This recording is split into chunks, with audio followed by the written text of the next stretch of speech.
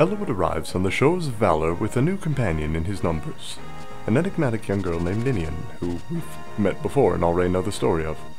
The majority of the island is covered in dense forest. Legend has it that no one has ever returned from those dark woods. A dense fog crawls over the party, engulfing them one by one. Cautiously, they move deeper into the trees. Fog of war level incoming.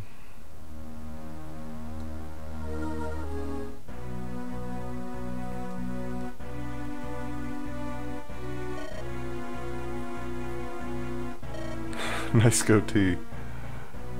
Hell, for that matter, nice stash to Eliwood's dad, Jesus. Alright, so... he's trying to convince him, helping him to bring dragons back. Oh, well, there's the plot. There you go.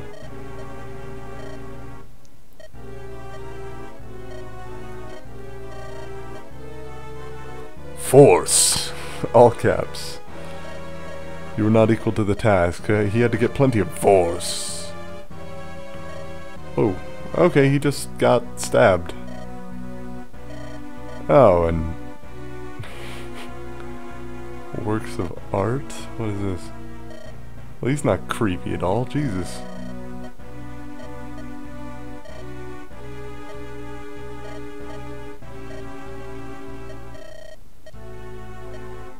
Wait, you can't just stab him, take him off screen, give orders, and then come back to him. Just like, oh, by the way, he was still sitting there bleeding out.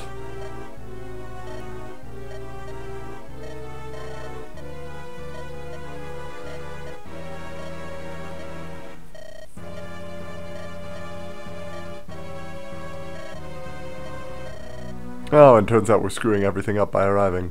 There you go.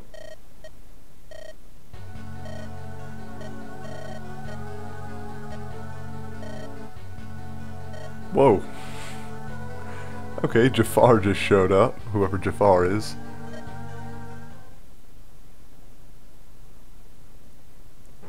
Oh, damn. Dude's a badass, that's who. Look at that.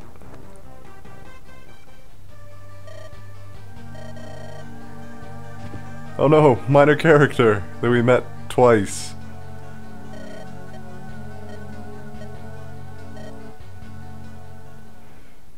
How dare they kill you?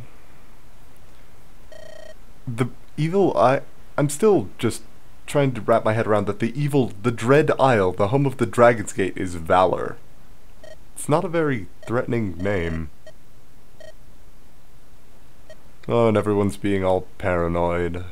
Oh, we can't go into the woods. Oh, what'll happen to us all?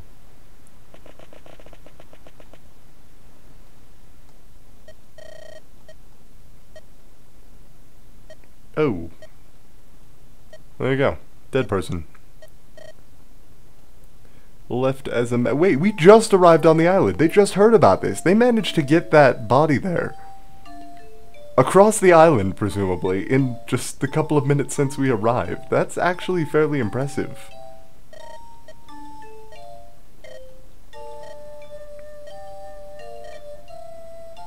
Alright, so Matthew's gonna be gone for the mission with the fog. Naturally, why would we need a thief on this mission? But he has to go bury her, so... there you go. Well, yeah. Okay, and we need to stop this before any more die. We've got to fight our way through the woods. And she's still precognitive. Good, that'll be some help. Way to go.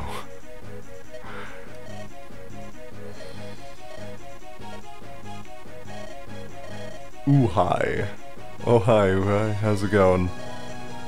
Alright, so he's been ordered to kill us, but noble that he is, he's ordered us to hand over the girl. If we hand over the girl and head out, he won't kill us. There you go.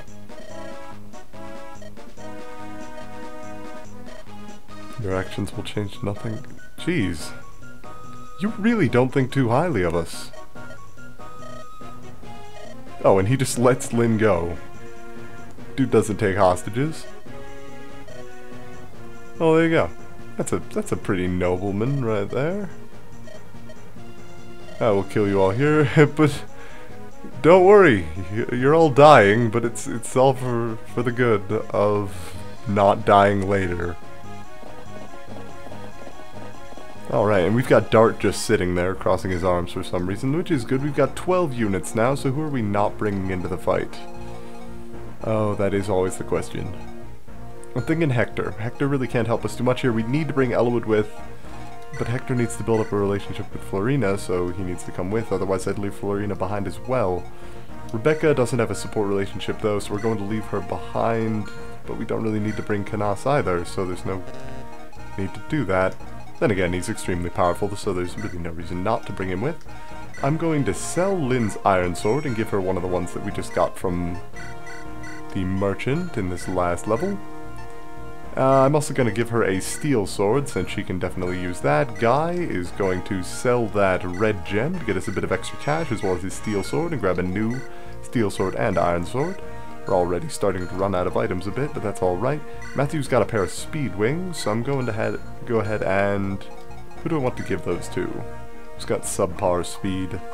Hector, yes, most definitely. We want Hector to be useful, but if he's too slow to do anything, he's not really going to be able to help us out that much. So, he's going to go ahead and use the Speed Wings, and then get that item back from Matthew. Oh, and somebody needs a torch on this level. Let's see, who's going to carry? Oswin. Oswin will lead the way with the torch. Good. With that, I think that should just about do it. I actually don't want to bring Florina or Hector here, but getting an A support is more important than pretty much anything else here. And we are going to automatically get the pirate Dart at the beginning of this level, and we are going to be training him if we have room in our party, but not exclusively, so... Leader Fargus' Suicide Squad. Well, that's good. Oh, and Matthew's back, apparently, in time for the level. Never mind.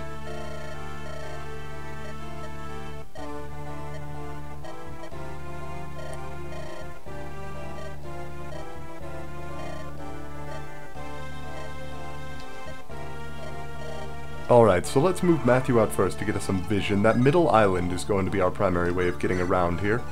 Oh, and we actually have a thief here with a torch staff. I want him dead, because that is actually quite a useful item. Oh, she won't be able to hit twice, but she's definitely going to be able to kill him in one. Good. Steel Lance proving its worth. No experience for her, because she can't get any experience, but that's fine. We got a torch staff out of the deal. I should actually get Oswin a sword and an axe as well. Generals, after upgrading, can wield both swords and axe. Oh no, just axes in this game, in addition to their normal lance weaponry. And after your unit maxes out their skill with one weapon, you want to have them use the other weapon, the other type of weapon, pretty much exclusively, so they can get as skilled with everything as they possibly can. Hector has a support with Oswin, but I don't want him to take that, since units do have a limited amount of support that they can use, which seems really weird. You can only be friends with so many people, but you know, whatever. Doesn't really matter. I'm going to have Canas move on to one of these forts and take out this Black Fang member. As you can see, he just takes almost no damage whatsoever standing on the fort. Dark Mages are a bit more defensive than the other types, but that's really just their stat growth can lead to them being slightly more defensive.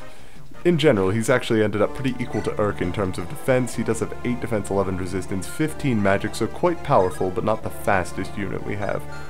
I'm going to move Lynn a little bit out here, but I do think that at some point there are going to be some units trying to kill Merlinus from behind, since when aren't there units trying to kill Merlinus from behind? So we're going to go ahead and send Guy over there to be our rear guard. Dart can almost kill that tree in a single hit, not quite, but that's fine. Raven's almost going to do the same with this one. Urk can kill one of them immediately. Now, if anyone wants to come across, they can go ahead and fight Raven, and we've made a bit of a shortcut across here. Dart can walk across water as a pirate, so that's actually fairly helpful. And as you can see, he has 34 health at level 8, so he's easily going to max out on health, and probably strength as well. The only part that he doesn't have anything really to his benefit here is his luck is really low, as well as his resistance. So he's going to be an HP tank more than any other type of unit. So we can see a couple of pirates moving in, as well as a dude with a sword, not a lance. Good, good, that's always helpful. Raven does get to strike twice against him, but isn't going to kill him, which is the best possible outcome here. And any other units going to be moving out? Yes, a unit with an Iron Lance is going to try to kill Canas. Canas isn't particularly skilled, at least not before his upgrade. So he's not going to be able to hit as easily, considering they're in the woods, but Flux does 21 damage a hit, so he doesn't really need to hit more than once to be able to deal severe damage to enemies. And if he ever misses, well, that'll just be all the better. Lyn takes some damage from a bow-wielding nomad, who's now sitting there, and there's actually a dude with a longbow over there. He's a bit of a pain. I'm hoping that Raven doesn't die right at the beginning of the level, but I don't think there are any other ranged units nearby. They're not good. Now, I'm going to have Raven go ahead and kill this unit here. There was a slight chance that he could have died there, but I was going to just take the risk because at this point there are a couple of things that can go wrong, so taking some risks early in the level is never really a bad thing. And as you can see, Mercenaries may not be the luckiest class. In fact, he's getting terrible luck growth, which is usually one of the dump stats that you find yourself with way too much of. But in this case, he's just going to be able to take out everything fairly easily. The hero's strength is going to lie in their ability to kill the enemies before they get killed more than anything else. So, we're going to have Urk. Can Matthew take out this log? He actually can. I think I'm going to have him do that. Hopefully that goes up to allow Dart a place to move. No such luck, but it's alright. Dart can just move across the water to kill an enemy. But as you can see, he has very low hit rate. That enemy is on a forest, but even so, that's pretty shameful. I think that one of the things I'm going to have to do, one of the people I'm going to have to level up at an arena next time is going to be Dart, just because it's going to be a complete pain in the ass trying to get him to a respectable level before then. Urk with Thunder can insta-give this Nomad though, and I don't want someone with a longbow sitting around, so I'm just going to go ahead and do that. 12% crit chance without any sorts of upgrades. He's just an absolute beast. Oh, and I actually get the longbow. Good, I can give that to Rebecca at a later time. Lyn gets bonus damage against the Nomad, so that's always good, and I've got Priscilla there, so I should be able to heal her this turn. She does get a crit, which is excellent. There we are, and a level up. Come on, some strength. Skill, speed, and luck. No defense, no resistance, some HP, and weapon level increased. Hopefully she's an A now, I think? Oh, and she gets a torch, too. I'll use that next turn. Yep, weapon level A. She cannot level up her skill with swords until she upgrades. Priscilla is going to go ahead and heal Lyn now. And Priscilla is a little bit exposed here, but she is not only standing on a fort, she has 26 health and a bunch of speed as well. 16 speed, 17 skill, I think that's it, really? Yeah, no, that's actually pretty impressive. As well as 15 resistance, and resistance really is one of the best stats for units to grow with. Simply because when you level up resistance on a mage, on a cleric, it's not a stat that you're going to be seeing much otherwise, but it is a stat that you're going to need regardless. So what I'm trying to say is that while your clerics may be just highly defensive before their upgrade, they will actually be fairly useful after your upgrade. I get a Nosferatu book without any uses used, which is excellent for me. And Florina gets to send it back to the convoy. Nosferatu will be extremely useful for Canas. I can just send him into the middle of a bunch of enemies with his Nosferatu book, and trust that he'll pretty much kill anyone in his way. Dart decides that he has had enough of this guy's shit, gets a crit with a 4% chance to crit, 46% chance to hit, and gets a kill off of it. Might be a bit easier to level him up than I thought. But we do have a bunch of cavalry moving in here. That guy's got a sword, so Florian is just going to be able to absolutely wreck him. Even gets a crit, even better. Good, good. Now we've got the guy with the iron bow who chooses to attack Lyn instead of the healer. Apparently he thinks that she's the weaker of the two, which honestly is probably true. It just sucks that it is true. Oh, that's what I needed. Never mind. It wasn't a Pegasus Knight coming in to reinforce the enemies, it was a Pegasus Knight coming in to reinforce my allies. Fiora is going to come in here, and she is actually really weak, so I'm going to have to keep her alive. There is a unit up there. Good, never mind. It was a pirate, but I was right. I could leave Hector up here, which I think I'm going to do. Hector's going to defend against enemies reinforcing from here. Guy is going to defend against that reinforcements from that direction. And Florina has to be the one to talk to this unit, so I need to fly her back over here post-haste. I'm going to have Priscilla heal up Lynn. And I'm actually going to have Canas move out into the middle of the enemy team. He's not going to be able to get much experience off of this, but he's going to be able to take out most of these units. And at this point, with our units high enough level as they are, we want to just get through this level as quickly as possible. And I believe that there is a secret level after this one. I can't remember what its requirements are, though. Now, something that is fairly unfortunate here is the fact that... ah, damn it. Who can actually hit both of these units? Oh, never mind. Since this Pegasus Knight is going to fly out and try to help you, one of the biggest dangers to her is going to be all the bow-wielding enemies nearby. She nearly kills one, and Lynn's going to finish it off. But as you may notice, there is another bow-wielding unit right here. However... oh wait, no, he can attack right here, so I'm going to stick Eliwood on this side of the river and just have him wait there with his 3 vulneraries that I forgot to give to the convoy. You know what, that's fine, that'll happen. And now he cannot attack this Pegasus Knight yet. Eventually, yes, but not right now. I'm going to have Sarah heal up Dart. She almost has no uses on her heal staff, I just noticed, so I'm going to have to get her a new one of those in a second here. But for now, I think Urk can just... do I want him to kill this snag? I think I do. Just because having Urk take out as many enemies as possible as quickly as possible on this map is going to be beneficial for us.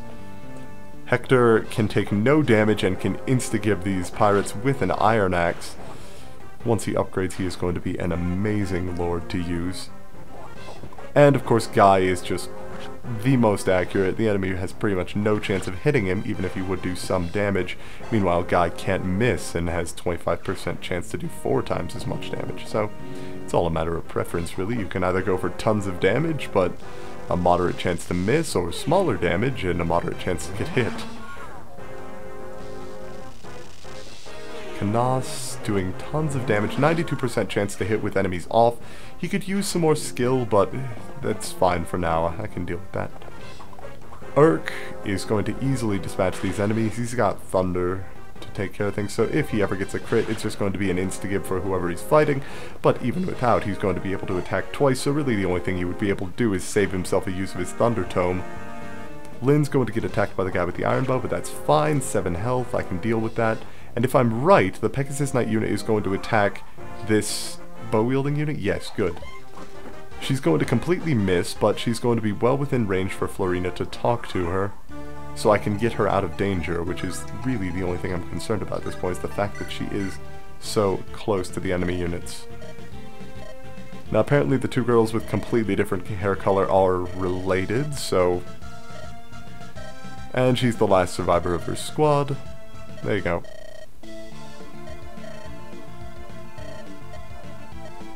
And apparently she's the squad leader of a Pegasus Knight squad, but Florina's already incredibly powerful, even compared to her. Of course, that is from the arena scumming, but...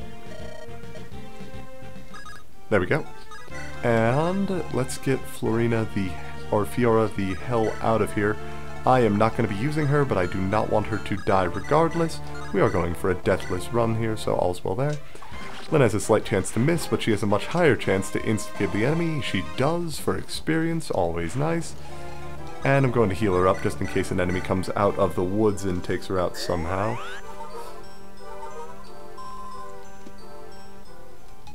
And Canas is going to just continue his adventure into the enemy territory.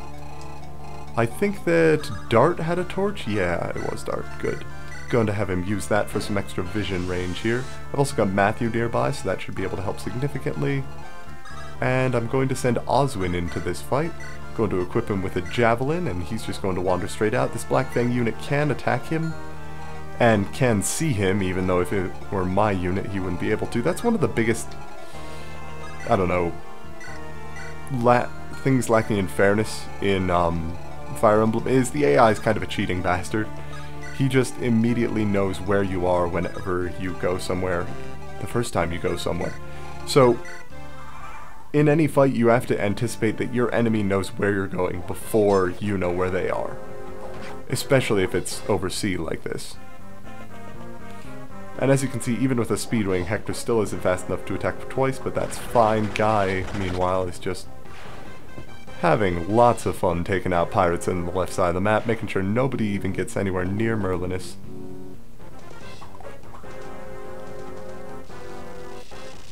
And then Flux Magic still doing its magic.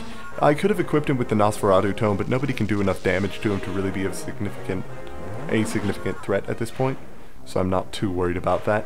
And actually, something I should note, Nosferatu does have a disadvantage in that 70% chance to do 0, very nice.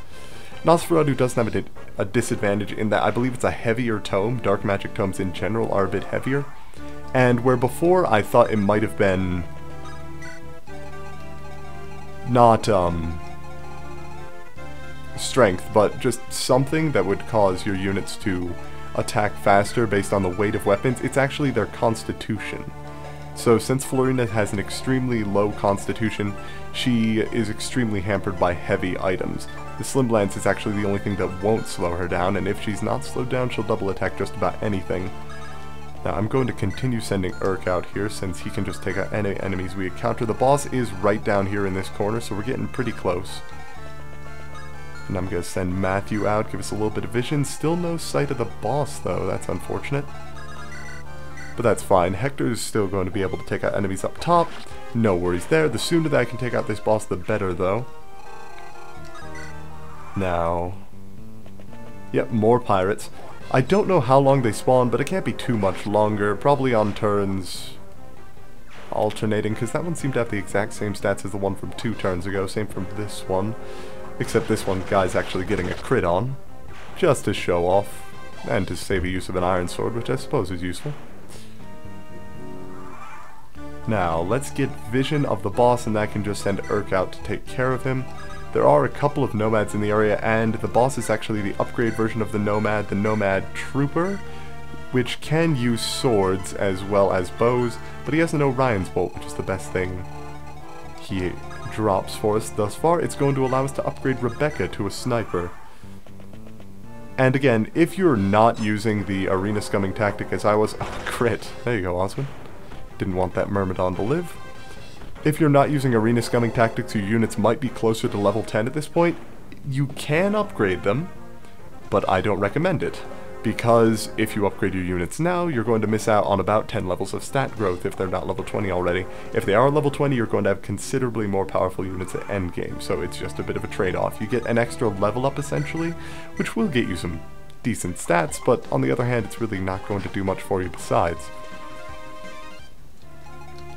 So you want to be a bit careful around Uhai as he is fairly powerful, but luckily he does just use his steel sword at first. He does have a longbow, so you can't be attacking him with a longbow just without any sort of disadvantage, but it appears that even Urk is having some trouble with hitting him, as he does appear to be a fairly powerful unit, but I don't think Urk can die here, so we should be fine. He is the Soaring Hawk, that's fine. But the fact that he's dodging my attacks is really the worst part of this. 2 misses in a row. Urk, pull your shit together. Oh well, at least it doesn't actually use uses on the Thunder Tome. It just is slightly disadvantageous. Is that even a word, disadvantageous? No. It puts me at a slight disadvantage. There we go. Much improved. Now, I think that's just about it for the enemies. We just have to kill Uhai and his one little nomad buddy here. A crit, really? He has a 3% chance to crit on a 64% chance to hit, and he lands it. That's why you've got to be careful around people like nomads with short bows, just because they can crit your unit and possibly kill them. This guy has absolutely no chance versus Urk, though. He's just going to get one shot. But now Urk can't really fight this guy for the rest of this time. Instead, I'm going to be sending over Oswin, since he is in the area, and he's going to be taking out this enemy, because where Urk is actually taking some damage, but a high powerhouse, Oswin can attack slowly but steadily to take the enemy out without taking any damage in return. Generals, powerful enough to do that sort of thing. Whoever kills Uhai does get a bunch of experience, since he is an upgraded unit, and a level 7 upgraded unit at that, holy crap. So if you're having trouble with him, just wait until he switches to his bow or his sword, and then just spam him from the range he can't attack. You can abuse that pretty easily. In fact, I think I'm going to send Raven out here to get this experience, if I can actually get him over in time. I'm gonna send Priscilla over as well. If I can keep the boss attacking at range against Oswin, then it's going to be that much easier. He's using the longbow for some unknown reason, and now the boss is only at 9 health, so that's extremely useful for us. Quick note, even though a longbow user can attack 3 spaces away, by nature of the longbow, it's still better to use regular bows if you can, just because if you use a longbow and you can hit someone at range 3, and they have a longbow equipped, they can't counterattack you and you can't counterattack them. So despite the 3 range of the longbow, it's really just a tool for attacking an extra space. You can't defend an extra space away with it. It's similar to the way that even though the ranged magics have... Oh, I don't actually want to put him within range of the boss here. Even though the ranged magics have a chance to... The 3 to 10 range magics, that is, have a chance to be in the same range as a longbow technically, they can't counterattack you when that sort of thing happens. Raven has a longsword on him, is going to be able to do 8 damage naturally, just short. I'm debating whether or not I want him to attack with it though. He has a 2% chance to crit. He'd get some experience, but it's really not worth it trying to have him kill Uhai. I'm just going to leave it to Oswin. 68% chance to hit for 13 damage, and he's going to do considerably more than that with a 4% crit chance. Oswin is just rocking this map. So we're stronger than he expected. From here, go south, turn at the rotted tree, head west. There lies the path to the Dragon's Gate. That's fine, good times, and we get an Orion's Bolt, which is the best thing he could have given us right now. Another upgraded unit is just what we need. And I believe Merlin is surviving was the condition for this map, though I'm not sure. So we should be able to get a side quest after this. And we're heading out to the Dragon's Gate. Except side quest? Yes, there we go. Alright, now this is actually a bit of an interesting side quest. In Prisoner of Magic, it features a unit that we're not going to see again for some time. Now, and actually the unit that shows up here doesn't get any sort of storyline, any sort of appearance in the main storyline at all, I think, and also doesn't get any sort of storyline finishing up in the main mission. He's entirely through side quests. His finishing chapter is a side quest in Hector's story, so we're not going to be able to go through it, but that's alright. It's still a fairly good level to go through regardless.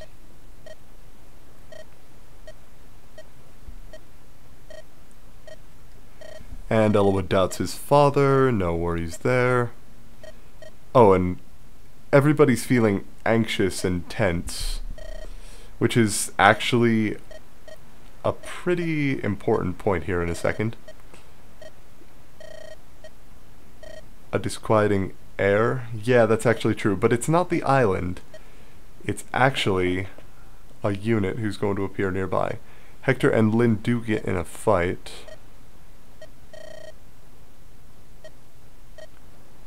And the enemies find us regardless, so no worries. Now, the enemy on this level is a sage, and a really dangerous sage at that. He has bolting, which is an extremely dangerous piece of magic. It can strike 3 to 10 spaces away, and it's fairly accurate. It only has 5 uses on it.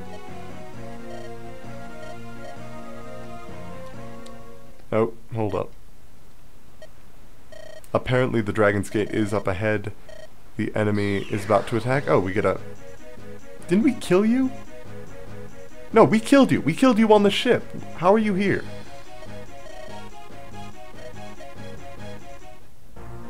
Okay, so we have to kill the commander for this level to be over. I'm going to leave Canas behind for this level because I'm going to be bringing Rebecca with. She is going to go ahead and... Oh no, give the door key. You've got to find the Orion's Bolt. There it is. Take that from Oswin and use it. You are going to get an upgrade to a sniper. Snipers are incredibly powerful ranged units, but naturally they are a bit fragile. However, they do have a bit of natural crit chance as well as extremely high accuracy and, well, the ability to use bows extremely effectively. So long as you can keep your sniper alive, they're going to be able to do significant damage from the back lines. Even with only an iron bow, but I am going to get her that steel bow as well that I put on the transfer. Oh, and the other iron bow as well, apparently. Eliwood is going to go ahead and give these vulneraries to Merlinus. And Hector's actually going to take one of them because he probably needs one. Now, you know, actually I think I'm going to leave Hector and Florina behind. I am going to bring Rebecca with... But I actually don't... No, I'm going to be bringing Hector and Florina with. What am I talking about? Urk, if anyone, might be left behind for this level, if only briefly. At the very least, he's going to be hanging back a bit. Sarah needs another heal staff, because something is going to happen early in this level that is going to make magic a bit more difficult. I'm also going to give Urk a heal staff and give that longbow to Rebecca, make things a bit easier for her. Oh, and I'm going to take that fire tome from the keeper. Alright, what was I going to do? Right, heal staff. Because Urk can now use staves, and that is fairly useful. You want to train him up in that, because since he has high magic, he's going to be healing for quite a bit. And, naturally, the better staves you can use, the more you're going to be able to do with them. So we have a torch staff on Florina, which I'm going to give to the convoy, since we don't need it at all this level. Going to go ahead and save, and just start immediately. Merlinus is level 11, one of the best reasons to take side quests. Now, he is actually fairly exposed here at the very beginning, and as you can see, this boss has bolting, 12 might, 60 hit, 3 to 10 range. Extremely heavy though, so it's extremely unlikely that your unit is going to be able to attack twice with it, and Thunder, which is considerably weaker, and you got a bunch of Pegasus Knights who are going to be coming over the side here. So you've got mages absolutely everywhere, plus you got some knights. Got a single bandit who's going to be trying to make his way to these ruins, but we want to get there first. And I'm actually going to send Florina west over these mountains to meet the Pegasus Knights that try to fight us over here. She still doesn't have an Iron Lance, but the Steel Lance should be able to do for this fight. We just want to stop these units from reaching Merlinus' tent first and foremost. So I'm actually going to stick Priscilla out there. This might seem like a bit of a weird choice, but Priscilla has high enough resistance that magic users aren't going to be able to do much damage to her, so it's fine. And I'm going to send Rebecca south towards that base, as well as Urk. Urk could actually heal her up because... Okay, that's interesting. Because she used the Orion's Bolt, she actually starts 4 health down because it hasn't healed her up.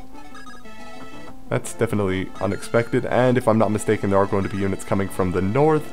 Or at least I'm going to assume that there are going to be units coming from the north. Lynn can stay nearby, but nobody can attack Merlinus right now, so we should be good to go. Got a bunch of knights moving. Everybody's going to be moving in on our position, which is fairly dangerous. We can use magic to take out these knights, which will make things a lot easier. But really, we just have to be careful of these Pegasus Knights more than anything. The Black Fang has a 49% chance to do 0 damage, so that's no concern of ours. Eliwood actually takes 2 damage, but it's 2 damage, so that's no problem whatsoever. And I don't think anyone is within the boss's range right now, but we do want to keep everyone out of the boss's range, since he is going to be fairly dangerous if he can get a bolting off. So 1, 2, 3, 4, 5, 6, 7, 8, 9, 10. So this line, the mountain line actually, is the limit of his area to attack, and since he won't move, it really is the very edges of his area. Rebecca will insta-give that mage, just with an iron bow. 1 shot, 1 kill, no chance. Can these Pegasus Knights get within range of Merlinus? Only 1 can, so I'm going to go ahead and kill that 1. 1, 2, 3, 4, 5, 6, 7, 8, 9, 10... Okay, so so long as Florina doesn't move to the other side of this unit, she should be able to attack. And even with her extremely low effective attack speed, thanks to the heavy weight of the Steel Lance, she is still more than fast enough to attack this Pegasus Knight. So, twice, no less. So, since neither of these units can reach Merlinus, things should be fine there. We got a couple of extra Pegasus Knights in the background, and we should just move ahead and take out as many enemies as we can, as quickly as we can. He has less of a chance to do less damage, so better to have Lynn attack him than the other one. There we go. And another level up, which is good. She's getting pretty close to being able to stop training until we get her Lord Seal. And there we go. Let's have Urk attack and insta-gib this single knight. Thunder magic, just powerful enough to do the job for most of these enemies. And then we can have one of our upgraded units take out this final mage, and that should be just about it for our turn. We'll just wait until the enemies come to us. Or at least we could wait until the enemies come to us. Mage has little to no chance to do damage, but if he does, he'll only take out about an eighth of Guy's health. Guy just casually tilts his head to the side, dodges a hit. 10 experience, not bad, not great, but you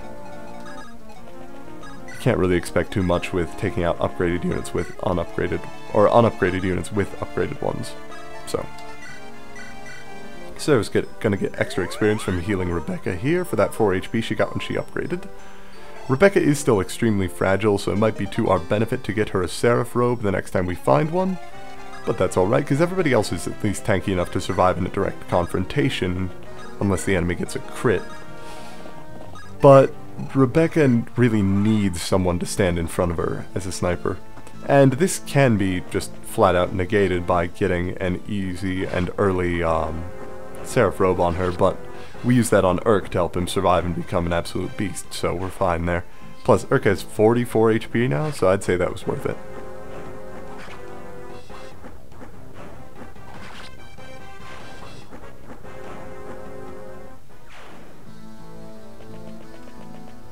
God, Dark Mages and Knights just have the slowest walking animation, though. It's kind of a pity. And this is really the benefit to the Swordmaster. They may not be the most defensive unit, but damned if they can't dodge most of the hits that come their way. Having a 0% hit chance against a Swordmaster on your team is not an uncommon occurrence for enemies, so it's really just a matter of finding the proper enemies for them to fight. Now, this Black Mage does have a Thunder Tome, so he has a slight crit chance against Raven here. I think I'm going to take this fight regardless. If he does get crit, that's going to absolutely suck, but hopefully he'll just dodge. No dodge, but no crit. Middle of the road approach. Raven is easily going to get some experience there. Good. He's almost level 10, I think. Level 7. Jesus. He joins at a lower level than I thought. Now, we can have Urk move out here, and oh my god, what is that? Alright, so apparently someone turned on their motorcycle in the area. You know what? That's fine. I can deal with that. Alright, so Rebecca's going to go ahead and 100% hit chance. Very nice. Use the longbow to take out this dark magic user. Always good, always helpful. And then Guy can pretty much just move forward. Yeah, they're a bunch of knights, and yeah, they have a bunch of defense, but it's Guy. He really doesn't have anything to fear from them. Meanwhile, Eliwood can just move down here.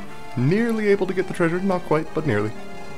Florina is easily going to be able to take out the units, but I've still got to be careful of Ion here.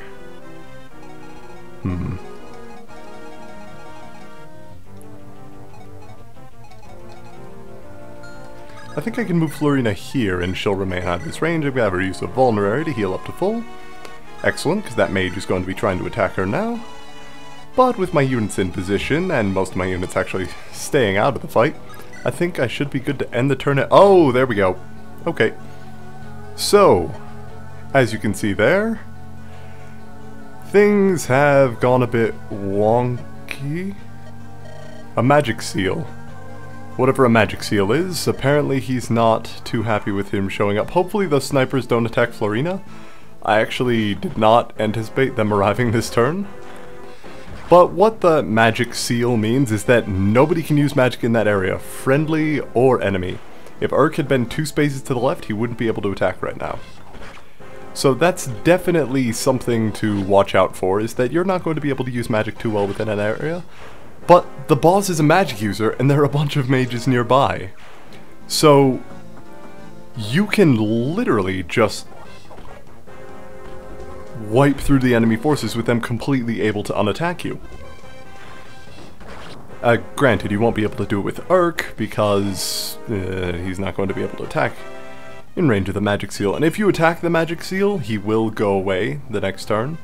And actually, getting to a secret stage in Hector's storyline does involve killing that magic seal here, which is extremely difficult because he has ridiculously high avoid chance, as well as high defenses and a bunch of people surrounding him.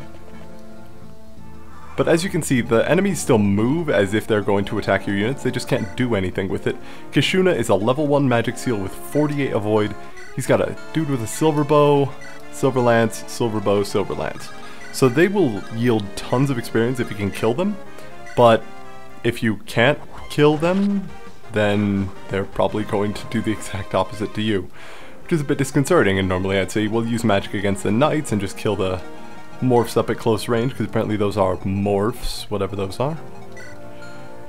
But in this case that's not really an option because magic won't work, so take that for what you will. Now, you can actually attack into the magic seal with magic, you just can't use magic going in when you're standing in the magic seal. So Urk can attack from outside of that range, but he just can't cast while he's in it. This includes healing, so your staff users can't go in there. Some strength on him, that's good, but still no luck, which is really unfortunate. However, I do think I get a goddess tome, or a goddess icon, whatever it's called, right here. Meet a guy called Renault.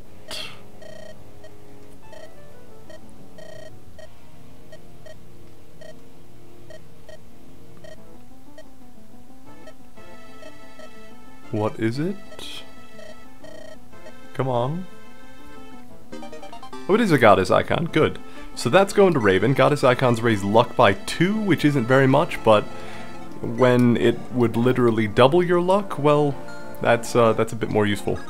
So I'm going to have Urk kill this knight, and then just move around the south of the magic camp while Guy tears through pretty much the entire remaining portion of the enemy army. Now I do need to leave Merlinus a guard though, so I'm going to stick Hector over there along with Lynn.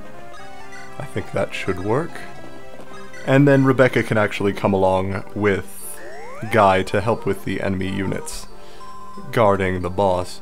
But once we get to the boss, it's just going to be a matter of actually hitting him, because like, or that is not unlike,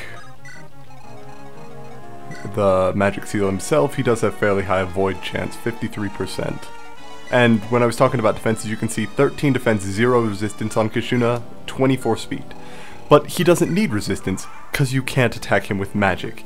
He is at a range where even if you had a bolting spell, you cannot attack him with it, because that is just within the range for bolting to not work. So you need someone with high damage, or a high crit chance, or all of the above. They need to have high speed, and they need to have high accuracy. More likely, you're just going to need to bum rush this guy if you want to kill him. You just want everybody to attack him at once. And admittedly, that is the strategy that I use pretty much exclusively when I do try to kill him. But it is always just a risky prospect, so it is entirely up to you if you want to try. But for this, I don't think it would do me much good, so I'm going to leave well enough alone and just seize that gate when the time comes. And normally, bear in mind, normally his morphs will just be standing all around him and he'll be in the center, but because the mage was standing on the exact spot where he was supposed to be, which is extremely uncommon, he actually got pushed out here, which makes things a bit easier, because I think if you attack his morphs, he does the same vanishing act he would pull otherwise. Now, I could attack from there, but instead I'm going to attack from right here. That way, if any magic unit tries to go near Guy, they won't be out of the magic seal's range, so they just won't be able to attack him. So we'll continue moving Priscilla over to heal Raven. Raven, I really can't wait for him to be an excellent unit, but he's just not quite there yet. He has about as much HP as our sniper, and that's not really doing too much for a unit that relies on melee combat.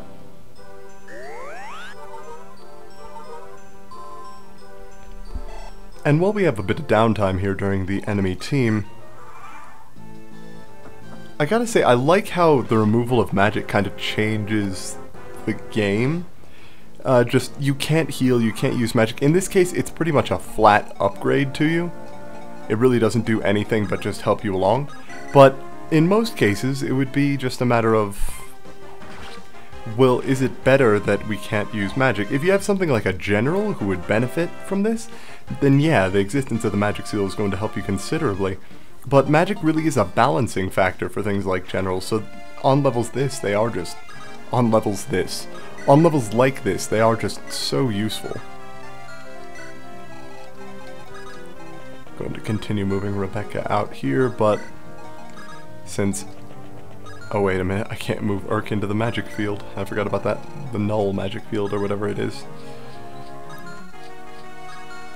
I might see if I can actually kill one of the guards using Raven though. That would pretty much guarantee him a level and would be fairly useful. Pegasus Knight is gonna have no chance whatsoever against Guy. He can nearly one-shot her, and he can definitely one-shot her if he gets a crit.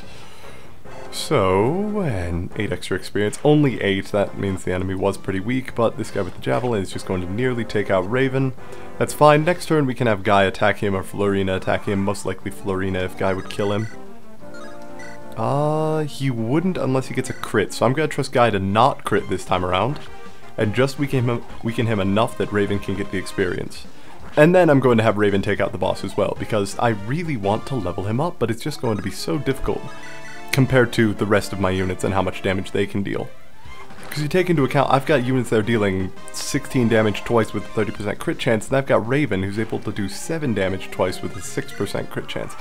It's just not impressive overall. And you do get a couple of mages back here, but that's alright. I left Oswin for exactly this sort of situation. His Javelin is going to make it easy enough to take out these enemies. Plus, I think that even if one of the mages were to get within range of Merlinus, he probably has enough health at level 11 that he should be able to survive or dodge a single attack. How a tent can dodge a mage, I don't know, but he does have dodge chance, so take that for what you will. At least I think he has dodge chance. Yeah, 40% avoid chance. But as you can see, you don't get to see his level ups, but he's already up to 11 speed, 18 luck, 9 defense. Fairly low resistance, but what do you gotta do? He's a tent.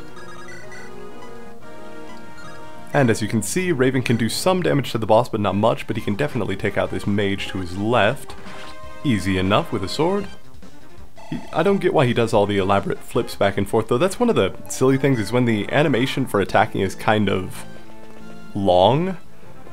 One of the weird things that can happen is you get a unit going through a ridiculous attack animation, the enemy doesn't attack back, so they reset back to their original position and then do the same one. Later games, like Path of Radiance for the GameCube, would actually fix this by having your units... Oh, he says, "Thunder, thunder, hear my cry." Normally, if you're within range of bolting, that's pretty terrifying, but considering you can't even attack back, it's just kind of silly. Now, I do have a mage there, but it doesn't look like they're going to be able to do anything. Lynn could easily take him out, so I'm going to have her do so. She's getting to pretty low health, so I'm going to have Sarah or Priscilla move over and heal her. Very low health, actually. But I don't think more units spawn this turn, or at least not at the very beginning of the turn, so we should be alright.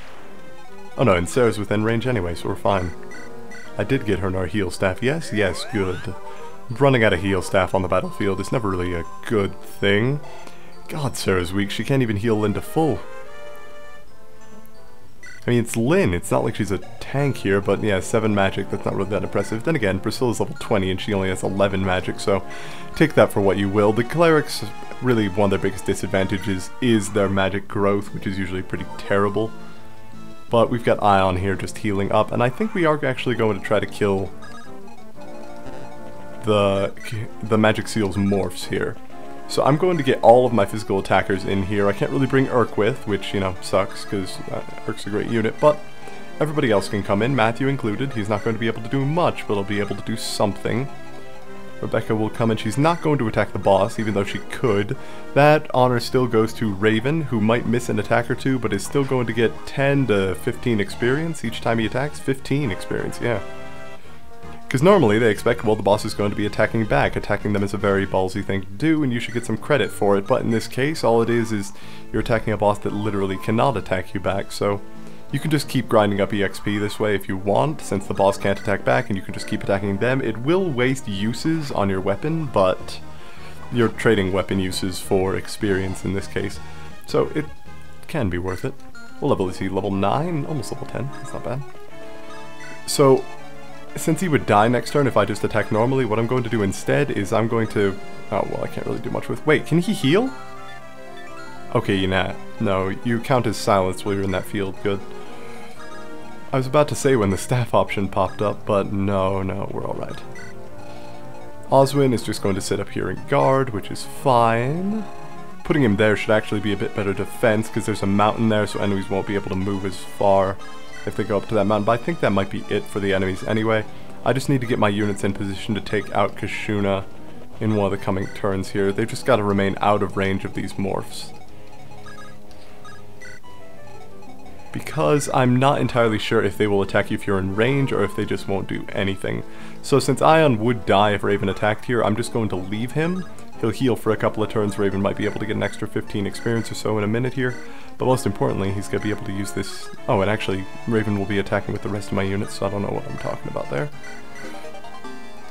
I'm going to move Rebecca around, because I don't want her attacking yet. Same thing for Florina. I want everybody to be within range when the time comes, but that's just the thing. I want everybody to be in range, so it's really going to be a matter of find the precise location that will allow my units to attack without being attacked. Before it's time, that is. And the archers are going to be the easy targets, whereas the... Wait, did I just see a support option between Hector and Lyn? Yeah, possibly. Plus, having my units that can support each other will get a bit of... Oh, Lyn gets to heal a spot. Good. No, it's just a rescue option, alright. Now, I think I can move Guy up here. Yes, good, good. Raven needs some healing. I could have him use a vulnerary, but really no purpose to it at this point. Plus, he doesn't have one, so... He's just going to be attacking the archers if anything. I don't think I'm going to have too much trouble with this, but I want all my units to stay alive during this fight. Hector is going to be using those last couple of Wolfbale uses that he has. And Ion's just going to keep healing up. He's just being completely ignored while we try to take out the magic seal. Alright, and is it time to begin the offensive? How much would... Oh my god! Guy! Guy, that's absolutely brutal. Why we... Oh my. Oh my. That is beautiful. 59% chance to crit, so he's almost guaranteed to kill this unit. How much could he do to Kashuna? 10 damage with a 59% chance to crit. As you can see, his 24 speed means pretty much nobody is going to get a second attack on him. And he's also going to be able to dodge your attacks quite well. See, only a 62% chance to hit, so killing him is completely a matter of luck. Which sucks, but not really much you can do about it. Now, Florina does have a better chance to crit against that sniper there if she uses a slim lance. If Matt uses an iron sword, he can do some significant damage to him actually, but I think I'm going to have Hector... Okay, yeah, I'm going to have Raven move up here, then I'm going to have Hector move in, so he'll actually be within range of the... I don't want you to support with Matthew. He'll be within range of the knights when the time comes, and then Lyn and Eliwood will also be within range of the exact same knights.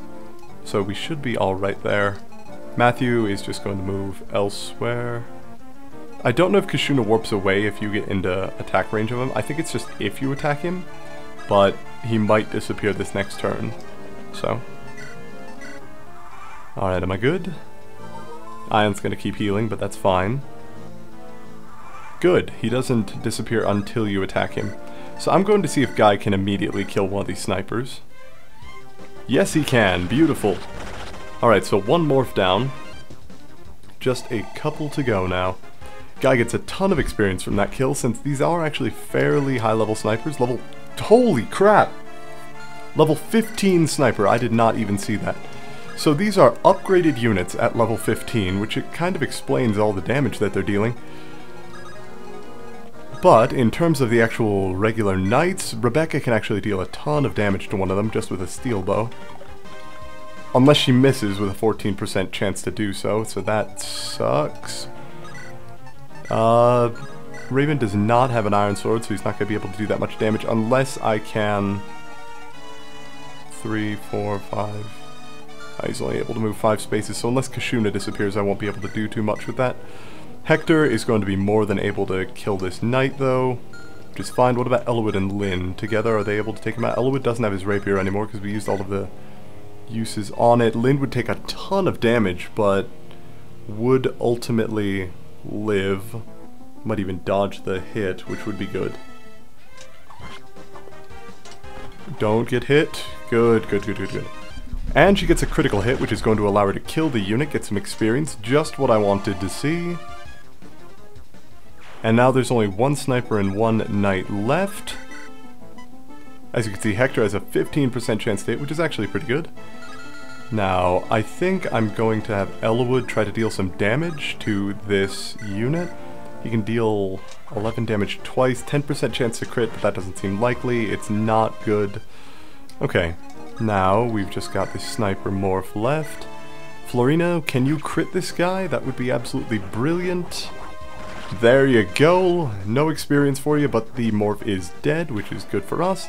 Then the last one can be killed by Hector, and then Matthew can just attack Kashuna for shits and giggles. It doesn't seem likely that he'll hit, but oh, wait, no.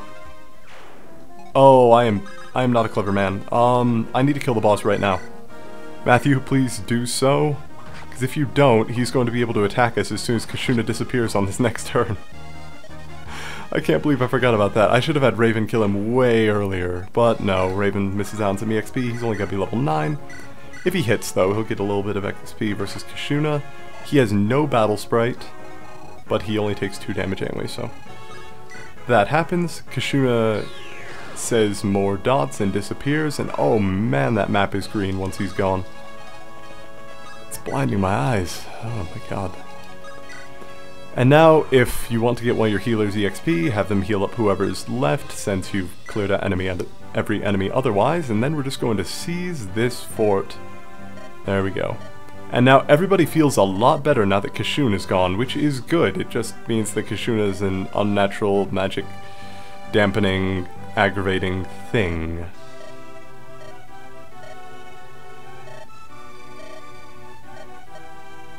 There you go.